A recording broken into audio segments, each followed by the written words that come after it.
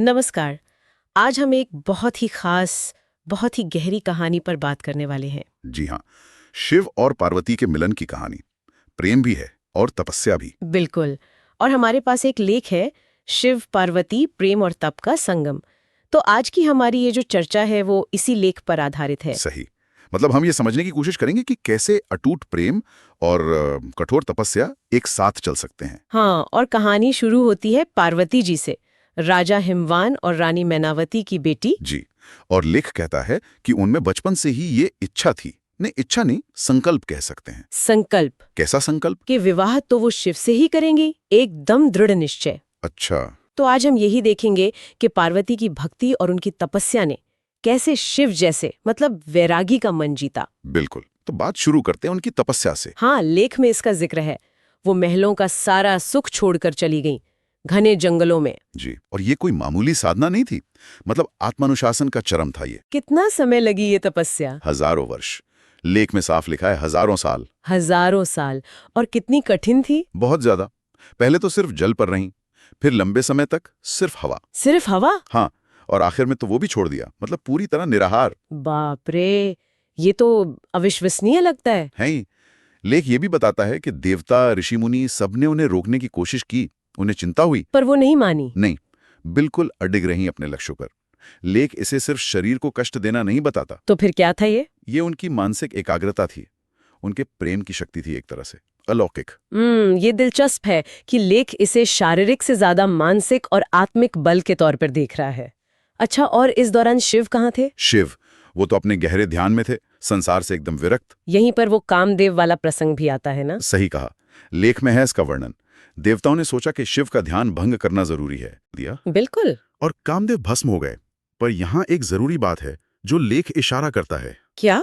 कि शिव का ध्यान आखिर में भंग हुआ जरूर, पर कामदेव के बाणों से नहीं। अच्छा, तो फिर कैसे? पार्वती की तपस्या से। उनकी उस अविचल भक्ति, उनका वो निस्वार्थ प्रेम, उसकी ऊर्जा से।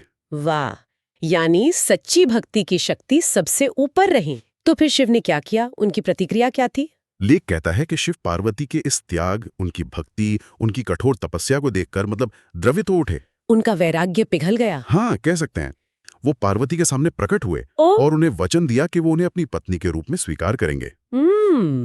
लेख इसे ऐसे दिखाता है जैसे सच्ची निष्ठा के आगे महादेव भी झुक गए। बिल्कुल। और फिर उनका विवाह हुआ, लेख के मुताबिक बहुत धूमधाम से, देवताओं की मौजूदगी में। जी हाँ।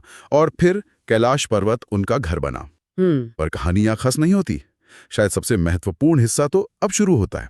अच्छा, वो क्या? लेख साफ कहता है कि पार्वती सिर्फ शिव की पत्नी बनकर नहीं रही, वो शक्ति बनी।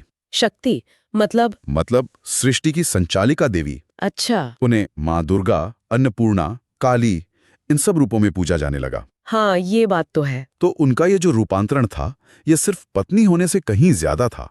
वो खुद दैवी शक्ति का प्रतीक बन गई।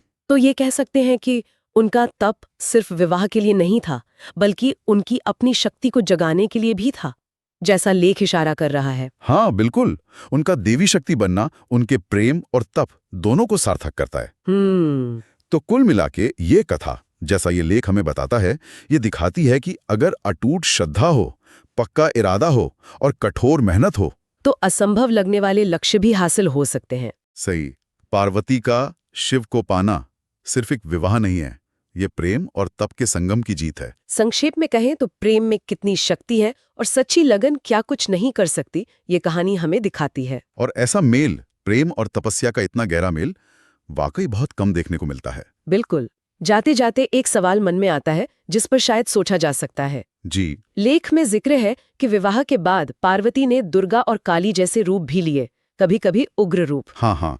तो ये जो बदलाव है, प्रेम और तपस्या से मिले मिलन के बाद शक्ति के ये अलग अलग, कभी कभी तीव्र आयामों का सामने आना, ये दिव्य शक्ति की अपनी प्रकृति के बारे में क्या कहता है?